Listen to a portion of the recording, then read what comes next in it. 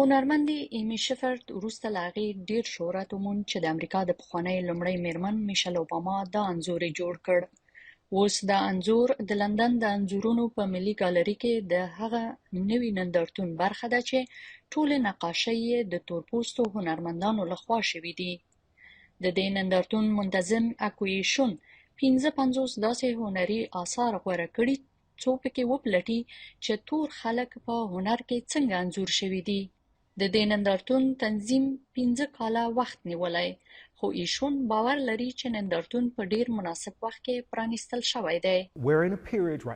مونږ هم دا اوس په داسې یو پړاو کې ژوند کوو چې تورپوستي هنرمندان د یو غیر معمولي مهارت په کچه کار کوي او په نړیوال ډګر کې په داسې کچه لمانځل کیږي او پیژندل کیږي چې مخکې په تاریخ کې ساری نه ولیدل شوی، نو دا د لمانځلو ارزښت لري. په تاریخي توګه سپین پوستي غربي هنرمندان ډیر برلاسي وو چې تورپوستي خلک څه ډول انځور کړي، چې اکثره به یې د تابع یا د پردي او بهرني په نقش کې انځورول.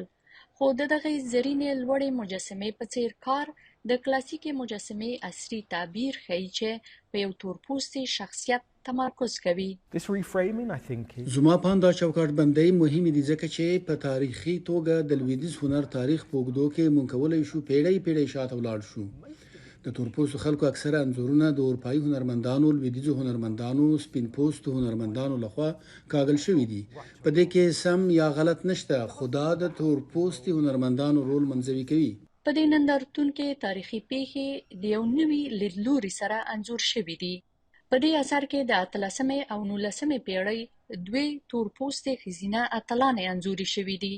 په دې اثر کې بیا هنرمند کیماتي دونګور خپله میرمن د دې هنري کار لپاره ماډله کړې ده چې د تورپوستو تاریخ د عصري خلکو سره ترکیب شوی. په دې نندارتون کې زما دوه نقاشۍ نندارې ته ایښودل شوي دي. په اصل کې دا د دوه تاریخي تورپوستو میرمنو انځورونه دي. یوه یې د ماروین نینی د 18مې پیړۍ د جمیکا څخه وه او بله یې هریت توبمن د 19مې پیړۍ د امریکا څخه وه.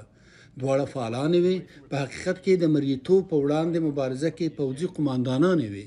د تورپوستو هنرمندانو دا نندارتون چې تورپوستي شخصیتونه انځوروي به د فبرورۍ میاشتې له 22مې نه د مې میاشتې تر 19مې نیټې پورې پرانیستی وي.